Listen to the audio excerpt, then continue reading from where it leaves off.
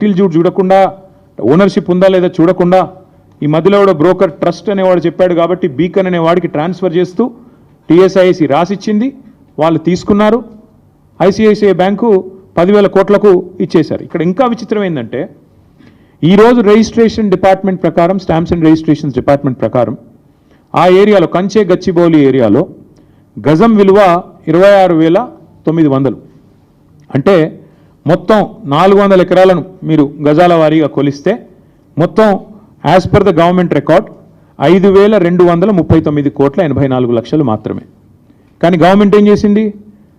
5,239 కోట్ల విలువైన భూమి అని ఒకవైపు స్టాంప్స్ అండ్ రిజిస్ట్రేషన్ డిపార్ట్మెంట్ చెప్తుంటే, కాదు ఇది 30,000 కోట్ల విలువైన భూమి అని చెప్పి రెవెన్యూ డిపార్ట్మెంట్ వాళ్ళు, ఏ రెవెన్యూ డిపార్ట్మెంట్ కిందనైతే స్టాంప్స్ అండ్ రిజిస్ట్రేషన్స్ పనిచేస్తుందో అదే రెవెన్యూ డిపార్ట్మెంట్ వాళ్ళు know this is valued at 75 crores per acre అని చెప్పి, దానికి కోకాపేటలో నియోపోలిస్లో 100 కోట్లు వచ్చింది.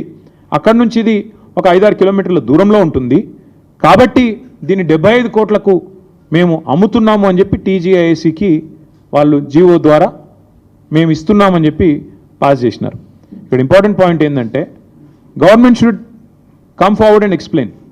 ఇప్పుడు నాకు ఒక ప్లాట్ ఉందనుకోండి, నా ప్లాటు ఇవాళ రిజిస్ట్రేషన్ విలువ 1 కోటి రూపాయలు, కానీ నేనేం చేస్తాను, నాకు పెద్ద మొత్తంలో లోన్ కావాలి కాబట్టి నేనేం చేస్తాను, కాదు అది 1 కోటి రూపాయలు కాదు, దాని విలువ 15 కోట్లు ఉంటుంది, ఆ 15 కోట్ల మీద నాకు 10 కోట్ల లోని అని చెప్పి నేను బ్యాంకు పోతా. నేను బ్యాంకర్ కుమ్మక్ అవుతాం. కుమ్మక్కై ఆడ ఉన్నది లేనిది జనరల్గా అసెస్మెంట్ ఎట్లా చేయాలండి? వాల్యూ అక్కడ జరిగే ట్రాన్సాక్షన్స్ కానీ రిజిస్ట్రేషన్స్ కానీ ఆ చుట్టూతో ఉండే ఒక 5-6 కిలోమీటర్ల రేడియస్లో గత 3 సంవత్సరాలు జరిగిన ట్రాన్సాక్షన్స్ ఆధారంగా విలువ ఖరారు చేయాలి. ఇక్కడేం జరిగింది? ప్రభుత్వము ఆ బ్రోకర్ ద్వారా బ్యాంకు కుమ్మక్కయి అక్కడ లేని విలువను ఉన్నట్టుగా చూపెట్టి ఇవాళ 10,000 కోట్ల లోను తీసుకున్నారు. తీసుకోవడమే కాకుండా ఇక్కడ విచిత్రం ఏంటంటే అక్కడ ఒకవైపు గవర్నమెంటే చెప్తున్నది 26,900 per గజం అని, ఇంకోవైపు మరి గవర్నమెంటే 75 కోట్లు per ఎకరం అని చెప్పి లోన్ తెచ్చుకునే ప్రయత్నం చేస్తూ ఉంది. రెండిట్లో ఏది కరెక్టు? అయితే నువ్వు 75 కోట్లన్నా మరి ఆ మార్కెట్ రిజిస్ట్రేషన్ వాల్యూ కూడా పెంచాలి, చుట్టూ కూడా అంతా కూడా 75 కోట్లు ఉంది కాబట్టి 75 కోట్లు స్టాంప్స్ అండ్ రిజిస్ట్రేషన్ వాల్యూ కూడా అంతే అని చెప్పి అదన్నా పెంచాలా, because otherwise it's loss to the state exchequer. రాష్ట్ర ఖజానాకు చిల్లుబడ్డట్టే కదా. 75 కోట్లు అని చెప్పి నువ్వే ధర అని చెప్పి ప్రభుత్వం నేరుగా బ్యాంకుల దగ్గరికి పోయి మరొక వైపు 12-13 కోట్లకే ఎకరం అమ్ముతుంటే అది రాష్ట్ర ఖజానాకు చిల్లుబడ్డట్టే కదా. అయితే అదైనా తప్పు, లేదా నువ్వు బ్యాంకులను మిస్లీడ్ చేస్తూ, దేశాన్ని మిస్లీడ్ చేస్తూ, ఆర్బీఐని మిస్లీడ్ చేస్తూ అక్కడ లేని వాల్యూ ఉన్నట్టు చూపెట్టి ఇవాళ 75 కోట్లకు దాన్ని చూపెట్టి వాల్యూని క్రియేట్ చేసి ఆర్టిఫిషియల్గా దాని మీదకెళ్ళి లోన్ తెచ్చి ఇవాళ బ్యాంకులతో పాటు రిజర్వ్ బ్యాంకును తప్పకుండా దేశాన్ని కూడా మోసం చేసినట్టుగానే భావించాల్సి వస్తుంది. ఇంకా విచిత్రంగా ఉంది ఇక్కడ స్టోరీ. 5,239 కోట్ల విలువైన భూమిని 30,000 కోట్లని చూపెట్టారు మొదలు. ఆ తర్వాత ఇంకా విచిత్రంగా వెంటనే ఆగమేఘాల మీద వెంటనే వాళ్ళు డిసైడ్ చేశారు రేట్లు. 169 కోట్లు ఆ బ్రోకర్కి ఇచ్చినారు. మధ్యలో వెంటనే ఆగమేఘాల మీద 10,000 కోట్ల రూపాయలు బాండ్స్ రూపంలో ఐసిఐసిఐ బ్యాంక్ రిలీజ్ చేసింది. వీళ్ళు తెచ్చుకున్నారు, ఖర్చు కూడా పెట్టారు, కాంట్రాక్టర్లకు కమిషన్లకు ఇచ్చుకున్నారు. ఇక్కడ ఇంట్రెస్టింగ్ విషయం ఏంటంటే జీవో నెంబర్ 54 ప్రకారం పోయిన సంవత్సరం ఐ థింక్ ఇన్ జూన్ మీరే 75 కోట్లు per ఎకరం అని చెప్పారు. దానికి కోకాపేటలో ఉండే 100 కోట్లు per ఎకరం అనే ఆప్షన్ని ఒక ఎగ్జాంపుల్గా బెంచ్ మార్క్ కింద మీరే చూపెట్టారు. కానీ విత్ ఇన్ 5 months జూన్లో మీరే జీవో ఇస్తారు, 75 కోట్లు అంటారు. విత్ ఇన్ 5 months మళ్ళీ ఇంకో సంస్థతో ఏదో అసెస్మెంట్ చేయించారంట. November 23rd నాడు valuation report, this is done by some ఫరీష్ Rao and Rao associates అనే సంస్థతో అసెస్మెంట్ చేసి November 23rd నాడు కొత్త వాల్యుయేషన్ తీసుకొచ్చారు. లేదు మేము చెప్పింది తప్పు, ఆ జీవోలో చెప్పింది తప్పు, 75 కోట్లు అనేది దాన్ని తగ్గిస్తున్నాము అని చెప్పి కేవలం 75 కాదు 52 కోట్లు అని చెప్పి మళ్ళీ ఒక రిపోర్ట్ తయారు చేశారు. This is November 23rd. Why did it change? ఏం మారింది? 5 నెలల్లో 23 కోట్లు ఎందుకు తగ్గింది? ప్రభుత్వం సమాధానం చెప్తుందా? చెప్పదు. బ్యాంకర్ సమాధానం చెప్తాడా? చెప్పడు. దీని వెనకాల జరిగిన మతలబ్ ఏంది? చెప్పరు. ఇంకా విచిత్రం చెప్తాను నేను మీకు. అంటే 30,000 కోట్లు వెంటనే ఏం జరిగింది దీనివల్ల? వాల్యుయేషన్ రివైజ్ చేయడం వల్ల 20,000 కోట్లకు తగ్గింది. దాని తర్వాత మళ్ళీ ఇంకొకటి చేశారు. దాని తర్వాత ఏంది, కొత్తగా మళ్ళీ ఏదో రిలయబుల్ వాల్యూ అసెస్మెంట్ అని ఇంకోటి చేసిండ్రు. రిలయబుల్ వాల్యూ అసెస్మెంట్ అంట. గవర్నమెంటే 75 కోట్లని చెప్పింది మార్చిలో. తర్వాత గవర్నమెంటే అపాయింట్ చేసిన కన్సల్టెంట్ దాన్ని తగ్గిస్తూ 52 కోట్లని చెప్తాడు. ఆ తర్వాత మళ్ళీ బహిరంగ మార్కెట్లో రిలయబుల్ వాల్యూ అసెస్మెంట్ అని చెప్పి మళ్ళీ తగ్గించారు. తగ్గించి 41.6 crore అని చెప్పి ఈరోజు 400 ఎకరాలను మొత్తంగా 30,000 కోట్ల నుంచి ఈరోజు 16,640 కోట్లకు వాల్యుయేషన్ని కుదించారు. కుదించిన తర్వాత ఇవాళ ప్రభుత్వం చేస్తున్న కుట్ర ఏంటంటే, అదే బ్యాంకరు అదే బ్రోకర్ను అడ్డం పెట్టుకొని తమ వాళ్ళు కొంతమంది ఢిల్లీ బాంబే బిల్డర్లను పిలుచుకొని మొదలు 75 కోట్లని చెప్పినా దాన్ని ఆల్మోస్ట్ సగానికి తగ్గించి వాళ్లకు అడ్డికి పావు షేరుకు ఈ భూములను నమ్మాలన్నదే రేవంత్ రెడ్డి గారి యొక్క పన్నాగం. ఇక్కడ ఇంపార్టెంట్ పాయింట్ ఏంటి అంటే, ఇది కూడా నేను మీకు ప్రజెంట్ చేస్తాను. ఇక్కడ ఇంపార్టెంట్ పాయింట్ ఏంటంటే, the question I'm asking the government, question I'm asking TGIAC. First of all, you don't have ownership. TGIAC నీది కాని భూమిని నువ్వు ఎట్లా తనఖా పెట్టావు? ఒప్పుకున్నవాడు ఎట్లా ఒప్పుకున్నాడు? Is this not crime? Is this not fraud? Number 1. Number 2, Beacon trusteeship అనే కంపెనీ, అదేవిధంగా ఆ ట్రస్ట్ అనే broker, how did the government select them? What was the నామ్ followed? What was the process followed? ఎవరికి ఇచ్చారు? ఎట్లా ఇచ్చారు? ఎందుకు ఇచ్చారు? ఏమైనా ట్రాన్స్పరెన్సీ ఉందా ప్రాసెస్లో? లేకపోతే మీ ఇష్టమైన వాడికి ఆ బీజేపీ ఎంపీ గారు చెప్పంగానే వాడిని తీసుకొచ్చి కట్టబెట్టారా? ప్రభుత్వం సమాధానం చెప్పాలి. ఎందుకంటే చిన్న ₹1 ఖర్చు పెట్టాలన్నా ప్రభుత్వంలో ఈ ప్రొక్యూర్మెంట్ ఉంటుంది. ₹1,00,000 ఖర్చు పెట్టాలన్నా, ₹1,00,000 టెండర్ పిలవాలన్నా ఈ ప్రొక్యూర్మెంట్ ఉంటుంది. మరి ఏ బేసిస్లో ఈ బీకన్ ట్రస్ట్, అదే బీకన్ ట్రస్టీషిప్, తర్వాత వాడవడం ట్రస్ట్ అడ్వైజర్స్ అనేవాడిని ఏ బేసిస్లో ప్రభుత్వం సెలెక్ట్ చేసింది? ఏ ప్రాసెస్ ఫాలో అయ్యింది? ఏ రకంగా వీళ్ళని సెలెక్ట్ చేశారు అంటే సమాధానం లేదు. ఎందుకంటే వాళ్ళు ఇష్టం వచ్చినట్టు ఇష్టారాజ్యంగా చేశారు. దాంతోపాటు సుప్రీంకోర్టు తీర్పు 96లోనే స్పష్టంగా ఉంది, any land, any area which has a forest like character, even though its ownership vest with government or private, can be classified as forest అని చెప్పి తీర్పు ఇవ్వడమే కాకుండా కమిటీని కూడా రాష్ట్ర ప్రభుత్వం ఏర్పాటు చేసింది ఐడెంటిఫై చేయడానికి. అట్లా ఎక్కడెక్కడ ల్యాండ్స్ ఉన్నాయని వాటికి కూడా మీకు ఇస్తాను నేను. అప్పుడు ఎప్పుడు ఏర్పాటు చేశారు కమిటీ అనేది?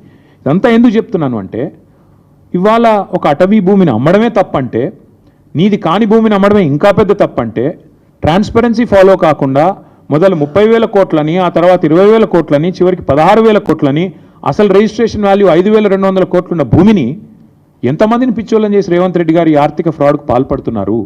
అల్టిమేట్గా దీని వెనకాల మతలబేంది? మీరు దయచేసి నేను మిమ్మల్ని అడిగేది, నేనేదో ఇది కేవలం ఆరోపణ చేయడం లేదు, నేను వదిలిపెట్టను కూడా ఈ అంశాన్ని. దీన్ని మేము ఇవాళ I'm writing to the governor of reserve bank of India. I'm also writing to the serious fraud investigation office, ministry of corporate affairs, government of India. I'm also writing to the SEBI. SEBI ఎందుకు రాస్తున్నాను అంటే, ఆ Beacon అనేవాడు, Beacon trusteeship అనేవాడు, he is already a member of the stock exchange. అట్లాగే we are writing to the central vigilance commission and we are also writing to the central bureau of investigation. ఈ 5 ఏజెన్సీలకి ఇవాళ మా పార్టీ తరఫున ఇప్పుడు నేను మీకు చెప్పిన విషయాలు, వాటితో పాటు మిగతా వివరాలు అనెక్జర్స్తో సహా, మొత్తం అన్ని ఆధారాలతో సహా మేము ఈ 5 ఏజెన్సీస్కి, నేను మళ్ళీ చెప్తాను, రిజర్వ్ బ్యాంక్ ఆఫ్ ఇండియాకి, ఎందుకంటే ICICI bank is ultimately answerable to reserve bank of India, serious fraud investigation office, this is called SFIO, వారికి మినిస్ట్రీ ఆఫ్ కార్పొరేట్ అఫైర్స్ కింద వస్తుంది, వారికి, వారితో పాటు సెబీకి, CVCకి, CBIకి, 5గురికి కూడా ఇవాళ మా పార్టీ తరఫున నేను వ్యక్తిగతంగా అన్ని ఆధారాలతో లెటర్ రాస్తా ఉన్నాను. ఖచ్చితంగా ఇన్వెస్టిగేట్ చేయాలని చెప్పి నేను వారిని కోరుతా ఉన్నా. ఇక్కడ ముఖ్యమైన పాయింట్ ఏమంటే, ఈ మొత్తం కుంభకోణం వెనకాల రేవంత్ రెడ్డి గారికి అండగా బ్యాక్గ్రౌండ్లో నిలబడ్డది, ఈ అంతా మేనేజ్మెంట్ అంతా చేసింది ఒక బీజేపీ ఎంపీ. ఆ బీజేపీ ఎంపీ గారికి ఈయన కూడా కొంత అనుచితమైన లబ్ధి చేకూరుస్తున్నారు రాష్ట్ర ప్రభుత్వం ద్వారా. ఎందుకంటే ఇక క్విడ్ ప్రోకో కదా, నేను ఇది చేస్తాను, నాకు అది చేయాలి, అది జరుగుతూ ఉంది ఇప్పుడు. ఇప్పటికిప్పుడు నేను దొంగ చేతికి తాళాలు ఇవ్వను. ఎంపీ గారి పేరు కూడా నేను బయట పెడతాను, నెక్స్ట్ ఎపిసోడ్లో బయట పెడతాను. ఎందుకంటే దీని వెనకాల ఉన్నది మొత్తం, దీని వెనకాల నడుపుతున్నది, ఆ బ్రోకర్ను తెచ్చింది, ఆ బ్రోకర్ను రాష్ట్ర ప్రభుత్వానికి అటాచ్ చేసింది, ఆ బ్రోకర్ని అల్టిమేట్గా ఈ రకంగా RBI, ICICI బ్యాంకు నిబంధనలు పాటించకుండా ఆగమేఘాల మీద 10,000 కోట్ల రూపాయలు అన్నిటిని వయలేట్ చేస్తూ తెచ్చింది కూడా ఎంపీ గారి సారథ్యంలోని ఆ బ్రోకర్.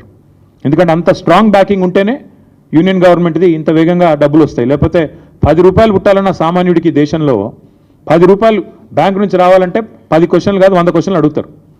ఒక లోను శాంక్షన్ కావాలంటే హోమ్ లోన్ మీ అందరికీ తెలుసు, అందరికీ ఉండే ఉంటాయి ఇక్కడ లోన్లు. హోమ్ లోన్ శాంక్షన్ కావాలంటే ఎన్ని పేపర్లు దస్తఖత్ పెట్టాలి? అట్లాంటిది 10,000 కోట్లు నీది కాని భూమికి కూడా ఇచ్చినవాడు నేరస్తుడా కాదా? ఇంకొక మాట, ఇక్కడ బీకన్ ట్రస్టీషిప్ కానీ టీజీఐసి కానీ they violated so many things. I even once again present it to you. First of all కాని ల్యాండ్ని పెట్టారు, తనఖా పెట్టారు, వాళ్ళ సంబంధం లేని ల్యాండ్ని మార్ట్గేజ్ చేసినారు, అప్పు తీసుకున్నారు. అట్లాగే knowing fully well this land is litigated, తెలుసు వాళ్ళకి ల్యాండ్ లిటిగేషన్లో ఉందని తెలుసు, లిటిగెంట్ ల్యాండ్ అని తెలుసు, హెచ్సియు ఆల్రెడీ క్లెయిమ్ చేస్తుందని తెలుసు. ఇన్ని తెలిసి కూడా కేవలం పైన అసలు ఒక్క ఐసిఐసిఐ ఎవడైతే 10,000 కోట్లు ఇచ్చాడో have they come for field inspection, అసలు భూమి ఉందా లేదా అని వచ్చారా? మీకు ఫ్లాట్ ఉంటే దాని మీద మీరు ₹1 కోటి అప్పు అడిగితే వచ్చి బ్యాంక్ వాడు చూసుకొని పోతాడా లేదా? అసలు ఐసిఐసిఐ బ్యాంక్ వాడు ఎవడన్నా వచ్చాడా ఈ భూమి మీదకి? ఈ భూమి కాడికి వచ్చిండా? ఈ భూమి నిజంగా టీజీఐసిదా కాదా అని చెక్ చేసిండా? ఏదీ జరగలేదు. కేవలం పేపర్లు, ఫోన్ కాళ్ళు, ఈమెయిల్లు, బ్రోకర్లు, కమిషన్లు, దందాలు, వాటి ఆధారంగా 10,000 కోట్లు ఇవాళ రాష్ట్ర ప్రభుత్వానికి ట్రాన్స్ఫర్ అయినాయి. ఈ 10,000 కోట్లు రేవంత్ రెడ్డి వాళ్ళ అబ్బనో కట్టడు, అల్టిమేట్గా ప్రభుత్వం కట్టాలి, ప్రజల పైసలు మళ్ళీ రేపు కట్టాల్సింది. రేపు వచ్చే ప్రభుత్వం మళ్ళీ మాదే, అవసరమైతే మరి మేము కూడా దీన్ని చూడాలి ఏం చేయాలో.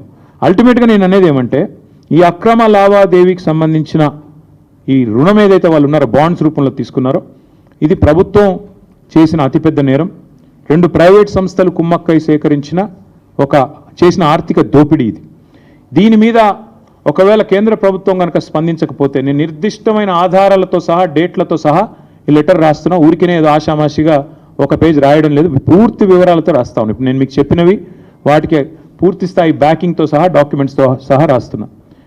ఒక అడవిని అమ్మడమే నేరం అంటే, బ్యాంకులను మోసగించడం ఇంకో నేరం అంటే, కాని భూమిని తమది కాని భూమిని అమ్మడం ఇంకో నేరం అంటే, ప్రజల డబ్బును కూడా దోచుకున్నారు. ఇప్పుడు ఈ వచ్చిన 10,000 కోట్లు ఏం చెప్పారు? దీని ద్వారా పేపర్లో లీకులు ఇచ్చినారు, వాళ్ళ పేపర్లలో రాయించినారు, మొత్తం రైతు బంధుకు పెడతాం పాపని అదన్నా చేసిండ్రా? ఈరోజు వరకు 5,000 కోట్లు కూడా దాటలేదు రైతు బంధు, అది కూడా చేయలేదు. మిగతా 5,000 కోట్లు ఎక్కడ పోయినాయి? మళ్ళీ మంత్రివర్గంలో ఉండే కాంట్రాక్టర్లు, వాళ్ళ అనుయాయులు, వాళ్ళ కమిషన్లు, మళ్ళా డబ్బులు దండుకోవడం, కమిషన్లు దొబ్బడం తప్ప చేసిందేమీ లేదు. This is such a big fraud. If this is not dealt with seriously right away, this has the ability to destroy a bank called ICICI and its credibility forever. దీని ఇన్వెస్టిగేషన్ చేయకపోతే ఆర్బీఐ కనుక ఖచ్చితంగా ICICI bank credibility ఇప్పటికే ఒకసారి దెబ్బతింది, మళ్ళీ ఒకసారి దెబ్బతింటుంది. నేను ఇంకొక మాట కూడా చెప్తా ఉన్నా. నిజంగానే మాట్లాడితే తెల్లారలేస్తే బీజేపీ నాయకులు మాట్లాడుతూ ఉంటారు, ఏదో బీఆర్ఎస్ కాంగ్రెస్ వీళ్ళంతా ఒకటే అని ఒకటి మాట్లాడతాడు. నేను బీజేపీ నాయకత్వాన్ని అడుగుతున్నా, నేను అనుకుంటా ఉన్న ప్రధానమంత్రి గారికి లేదా ఫైనాన్స్ మినిస్టర్కి తెలియకుండానే జరిగిందని నేను అంటా ఉన్నా. I would like to give them the benefit of doubt. వాళ్ళకి తెలియకుండానే ఈ కింది లెవెల్లో బీజేపీ ఎంపీలుగా ఉన్న వాళ్ళు కొంతమంది చేసిన వ్యవహారం వాళ్ళు బ్యాంకులను మేనేజ్ చేసినారని నేను అనుకుంటా ఉన్నా. ఒకవేళ నిజంగానే బీజేపీ సిన్సియర్గా ఉంటే, కేంద్ర ప్రభుత్వానికి చిత్తశుద్ధి ఉంటే, ఈ విషయంలో నేను స్పష్టంగా డిమాండ్ చేస్తా ఉన్నా, వెంటనే ఇన్వెస్టిగేషన్కి ఆదేశించండి. ఒకవేళ సిబిఐ కాకపోతే సివిసి లేదా SEBI can start an investigation, ED can start an investigation because money is involved, and even SFIO, Serious Fraud Investigation Office, can initiate inquiry. ఇందులో ప్రతి ఆధారం ఇప్పుడు నేను చెప్పింది మీకు దొరుకుతుంది. ఇందులో ఏం కూడా పబ్లిక్ డొమైన్లో ఆల్రెడీ ఉంది. It's a matter of stitching it up. ఖచ్చితంగా ముఖ్యమంత్రి గారు ఆయన ప్రభుత్వం తీసుకొచ్చిన ఒత్తిడి, అదేవిధంగా ఈ వ్యవహారంలో బ్యాంకు పాత్ర, how did the broker violate all these procedural issues, ఇవన్నీ వైలేట్ చేస్తూ కనీసం ఆ భూమిలో కాలు పెట్టకుండా 10,000 కోట్లు ఇవ్వడం అంటే, ఒక సామాన్యుడికైతేనేమో ఈ దేశంలో శల్య పరీక్షలాగా 100 పరీక్షలు ఉంటాయి ₹1 లోన్ ఇవ్వాలంటే. కానీ 10,000 కోట్ల లోన్ ఇచ్చేటప్పుడు ఆ భూమి నీదా కాదా చూసుకోకుండా లోన్ ఇచ్చారంటే ఇంతకు మించిన ఫ్రాడ్ ఏదైనా ఉంటుందా? అందుకే we demand and will not leave it at this. నేను ఖచ్చితంగా చెప్తున్నాను, ఈ వ్యవహారాన్ని ఇక్కడితో వదిలిపెట్టం. ఎందుకంటే రేవంత్ రెడ్డి గారు తెరలేపింది, తెర తీసింది ఈ 400 కోట్లకే కాదు. మన అసెంబ్లీలో మా సభ్యులు అడిగినారు ప్రశ్న, ఇంకా ఏమేమి భూములు అమ్ముతారని. ఇదే బ్రోకర్ ఎవడైతే ట్రస్ట్ అడ్వైజర్ ఎవడో ఉన్నాడో వాడికే HMDA భూములు కూడా అప్పచెప్పారు. 60,000 కోట్ల విలువ చేసే భూములు వాడికి అప్పచెప్పారు. సో దీనికి ఇక్కడితో అడ్డుకట్ట వేయకపోతే ఇంకొక 60,000 కోట్ల దోపిడీకి కూడా రేవంత్ రెడ్డి గారి ప్రభుత్వం ఆల్రెడీ స్కెచ్ చేసింది, తెరదీసింది, రెడీగా ఉన్నారు. ఇది మాది కాదు, కావాలంటే అసెంబ్లీ ఆన్సర్ కూడా నేను మీకు పంపిస్తాను, మీరు చూసుకోవచ్చు. 60,000 కోట్ల విలువ చేసే హెచ్ఎండిఏ భూములను కూడా ఇదే బీకన్ ట్రస్టీషిప్, అదేవిధంగా ఆ ఫ్రాడ్ ట్రస్ట్ అడ్వైజర్ ఎవరు ఉన్నారు వాళ్ళిద్దరిని కూడా మరి అప్పజెప్పి వాళ్ళ ద్వారా దోపిడీకి పాల్పడే ఆలోచనలో రేవంత్ రెడ్డి ప్రభుత్వం ఉంది. We demand that union finance ministry ask RBI to investigate this matter. వెంటనే సీరియస్ ఫ్రాడ్ ఇన్వెస్టిగేషన్ ఏజెన్సీ దిగాలి ఇందులోకి. SEBI also should focus on this. 100% ఈ beacon trusteeship and trust investment అనే సంస్థలని వెంటనే నిషేధం విధించాలి. Till further enquiry we demand that all financial transactions of these 2 agencies and these 2 institutions be suspended with immediate effect because they have committed a massive fraud. అట్లాగే ఈ చట్టవిరుద్ధమైన bonds ఏవైతే వీళ్ళు తీసుకొని 10,000 కోట్లు కుంభకోణానికి తెరదీశారో వాటిని కూడా ఆర్బీఐ వెంటనే రద్దు చేయాలని చెప్పి కూడా మేము డిమాండ్ చేస్తున్నాం. తప్పకుండా ఒకవేళ కేంద్ర ప్రభుత్వం స్పందించకపోతే మేమేమనుకోవాల్సి వస్తుందంటే ముమ్మాటికి ఇద్దరు కుమ్మక్కయ్య చేస్తున్నారు అనుకోవాల్సి వస్తుంది. నిజంగా బీజేపీకి చిత్తశుద్ధి ఉంటే, కేంద్ర ప్రభుత్వానికి చిత్తశుద్ధి ఉంటే మీరు వెంటనే స్పందించండి. నిజంగానే మీకు ఈ వ్యవహారంతో సంబంధం లేకపోతే, నిజంగానే ఈ వ్యవహారంలో మీరు నిక్కచ్చిగా ఉన్నట్టయితే వచ్చి ఆందోళన చేశారు కదా, హెచ్సియు భూములు అమ్మొద్దు అది అని చెప్పి ధర్మేంద్ర ప్రధాన్ గారు ఉత్తరం రాసినారు. తర్వాత ఏబీవీపీ వాళ్ళు గొడవ చేశారు, తర్వాత ఎమ్మెల్యేలు కూడా అరెస్ట్ అయ్యారు బీజేపీ వాళ్ళు. మరి if you are serious then immediately call for an enquiry. లేకపోతే ప్రజలు ఖచ్చితంగా ఇద్దరు కలిసే చేస్తున్నారు ఇది అనుకునే ప్రమాదం ఉంది. అందుకే this letter details out everything. నేను బీజేపీ ఎంపీ గారు అంటున్నాను, పేరు చెప్పట్లేదని మీ వాళ్ళు కొంతమంది క్వశ్చన్ మార్క్ ఫేస్ పెట్టున్నారు. వారికి నేను చెప్పేది ఏమంటే, ఆ ఎంపీ గారికి రేవంత్ రెడ్డి గారు కొన్ని లాభాలు చేయబోతున్నారు. చేసిన తర్వాత క్విడ్ ప్రో కో ఏంటని నేను ఎస్టాబ్లిష్ చేస్తూ మీ ముందుకు వస్తాను. So till such time we're demanding, and if government does not respond I'm going to a court. ఖచ్చితంగా కోర్టుకి పోతాము. మేము స్వయంగా అవసరమైతే పోయి ఫైనాన్స్ మినిస్టర్ని, ప్రైమ్ మినిస్టర్ని కూడా అవసరమైతే కలిసి రాజ్యసభలో కూడా ఈ అంశం లేవనెత్తి, లోక్సభలో కూడా లేవనెత్తి, తప్పకుండా లోక్సభలో కూడా మా ఫ్రెండ్లీ పార్టీస్ ద్వారా లేవనెత్తి తప్పకుండా ఈ అంశం ప్రభుత్వ దృష్టికి, ప్రజల దృష్టికి తీసుకుపోయే బాధ్యత మాది. ఏమంటారు? ఒక నిమిషం. Apex committee had come to determine whether or not, apex కమిటీకి మేము డీటెయిల్డ్గా నేను హరీష్ రావు గారి నేతృత్వంలో, సబితా గారి నేతృత్వంలో, ఆర్ఎస్ ప్రవీణ్ కుమార్ గారు, ఇంకా ఇతర పెద్దలందరూ, శ్రవణ్ గారు అందరూ పోయి చాలా వివరంగా చాలాసేపు చాలా విషయాలు చెప్పారు. అందులో ఎట్లా ప్రభుత్వం ఎందుకంటే నేను వచ్చిన apex committee chairman is an IFS officer, forest service officer. వారు వచ్చింది ఎన్వైర్న్మెంట్ యాంగిల్లో. అందుకే నేను అక్కడ ఫైనాన్షియల్ ఫ్రాడ్ గురించి వారికి చెప్పలేదు. వారు వచ్చింది కేవలం సుప్రీంకోర్టు గ్రీన్ బెంచ్ చేసిన కమిటీ, అది ఎంపవర్డ్ కమిటీ. అందుకే వారికి నిన్న చెప్పింది ఏంటంటే, అక్కడ జరిగిన పర్యావరణ హననం, ఎట్లా జింకలు చంపేశారు, ఎట్లా 100 ఎకరాలు దొడ్డిదారిన దొంగదారిన తమది కాని భూమిలో చొరబడి దొంగల్లాగా ప్రభుత్వం చేసింది, అంతా కూడా చెప్పాము. చాలా detailed note. In fact it was appreciated. This morning I got a message from a lawyer, senior lawyer, saying అద్భుతంగా ఒక లాయర్ రాసినారు మీ రిప్రజెంటేషన్ కూడా అని. So that's how competent representation it was to the committee. అది నిన్న చేశాము. ఈరోజు నేను బయట పెడుతుంది ఆర్బీఐ కానీ ఇంకో సీరియస్ ఫ్రాడ్ ఇన్వెస్టిగేషన్ ఏజెన్సీ కానీ వాళ్ళు వెంటనే ఇన్వాల్వ్ అయ్యే విధంగా పూర్తి డీటెయిల్స్తో ఈ లెటర్ నేను వారికి పంపుతాను.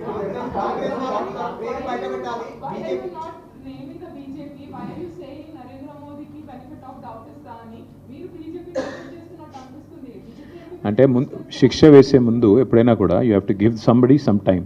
ఒకవేళ నిజంగానే ఇన్వెస్టిగేషన్ ఆర్డర్ చేయలేదనుకోండి, then we have to say okay, obviously కలిసి కుమ్మక్క అయినారు కాబట్టి రేవంత్ రెడ్డిని, ఇప్పుడు నేను సింపుల్ మా I'm asking you this and I'm asking through the media, I'm asking BJP as well. Narendra Modi గారు పార్లమెంట్ ఎన్నికల ప్రచారానికి వచ్చారు. వచ్చినప్పుడు ఇక్కడ ఆర్ఆర్ ట్యాక్స్ వసూలు అవుతుందని చెప్పారు. Rahul Revanth tax per square feet, సరే ఆయన ఎంత చెప్పారు నాకు గుర్తులేదు కానీ 200 రూపాయలు వసూలు చేస్తున్నారంట. Friends and family benefit package ఏదో ఉందంట, అక్కడ 100 రూపాయలంట. అది జరుగుతుందని మోడీ గారు చెప్పారు, ప్రధానమంత్రి. వచ్చిన తర్వాత మరి ఇప్పటికీ పార్లమెంట్ ఎలక్షన్స్ అయిపోయి దాదాపు సంవత్సరం అయినట్టుంది, జీరో యాక్షన్. అమృత్ స్కామ్లో రేవంత్ రెడ్డి గారి బావమరిదికి డైరెక్ట్గా 1137 కోట్లు, Amrit is central government scheme, డబ్బులు దారి మళ్లించారు, తప్పుడు పని చేశారని చెప్పి నేను ఆధారాలతో సహా యూనియన్ అర్బన్ డెవలప్మెంట్ మినిస్ట్రీకి నేను పోయి కంప్లైంట్ చేశాను, మనోహర్ లాల్ ఖట్టర్ గారికి, జీరో యాక్షన్. అట్లాగే ఈరోజు ఈడీ పొంగులేటి శ్రీనివాసరెడ్డి గారు తెలంగాణ రెవెన్యూ మినిస్టర్ ఇంటి మీద రైడ్ అయితే ఇప్పటికి దాదాపు 6 నెలలు అయింది. ఈడీ మాట్లాడదు, పొంగులేటి మాట్లాడాడు. అది అట్లాగే ఉంది. సో ఇది కూడా అదే కోవలో కలిపేసి కాంగ్రెస్ బీజేపీ ఒకరినొకరు కాపాడుకుంటూ పనిచేస్తారా, లేదా నిజంగానే ఇన్వెస్టిగేషన్ ఆర్డర్ చేసి కాదు మేము నిజాయితీగా ఉన్నాం, కాంగ్రెస్ ప్రభుత్వం చేసిన ఈ ఆర్థిక దోపిడీ విషయంలో మేము సీరియస్గా ఉన్నామని రుజువు చేసుకుంటారా? Let us give them the benefit of doubt and also some time. If they don't come forward for an investigation, maybe within 1 week, 10 days, I'll go personally and complain. అప్పుడు కూడా స్పందించకపోతే అల్టిమేట్ డెమోక్రసీలో ప్రజా కోర్టే పెద్ద కోర్టు, ఆడికే పోతాం, ఆడనే చెప్తాం ఇద్దరు దొంగలు తోడు దొంగలు కుమ్మక్కైనారని చెప్తాం. ఏముంది అందులో? అంత టెన్షన్ ఎందుకు బ్రదర్? దొంగ చేతికి నేను ఇప్పుడు తాళాలు ఇవ్వదలుచుకోలేదు, దొంగ అని చెప్తున్నా. ఆయనకు తెలుసు నేను ఎవరి గురించి మాట్లాడుతున్నా, ఆయనకు తెలుసు.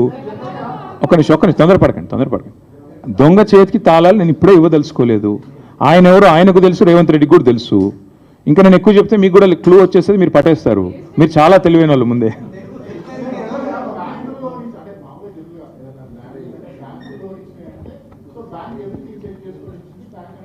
అదే రమణ, ఈ దేశం ఎట్లుందంటే రమణ గారు ఒక్క నిమిషం, ఈ దేశం ఎట్లుందంటే రమణ ఒక్క నిమిషం రమణ ఒకవేళ లోన్ అడిగితేనేమో 100 డాక్యుమెంట్లు చెక్ చేస్తారు. అదే ఒక పెద్దవాడు ఆర్థిక సంపన్నుడు లేదా బాగా కనెక్టెడ్ ఉన్నవాడు అడిగితేనేమో నిమిషాల మీద నీకు అసలు ల్యాండ్ ఉందా లేదా కూడా చూడకుండా ఇస్తారు. ఇవాళ జరిగింది ఇక్కడ అదే. That is exactly my point. ఎందుకంటే ఐసిఐసిఐ లాంటి బ్యాంకు ఒక అతిపెద్ద బ్యాంకు, ఇండియాలో ప్రైవేట్ బ్యాంక్స్లో ఒక అతిపెద్ద బ్యాంకు. అలాంటి బ్యాంకు 400 ఎకరాలు నీకు ఇస్తున్నాను అంటే అసలు ఓనర్షిప్ అసెటైన్ చేసుకోకుండా, ఫీల్డ్లో అసలు నీకు ఉందా లేదా నీ చేతుల్లో భూమి అని చెప్పుకోకుండా వచ్చి ఇచ్చేస్తారా 10,000 కోట్లు? ఎందుకు జరిగింది ఇది?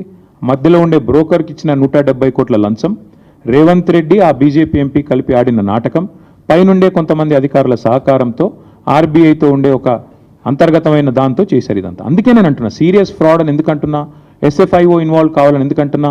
10,000 కోట్ల ధనం ఇవాళ ఐసిఐసిఐ ఇవ్వడము తప్పు, అది కూడా నాది కాని భూమిని నేను తనఖా పెట్టడమే తప్పు కదా. కాబట్టే ఇవాళ we're asking for an enquiry. చేస్తారా లేదా సస్తారా వాళ్ళ ఇష్టం. అది I think that is something we have to wait and see. Diwakar గారు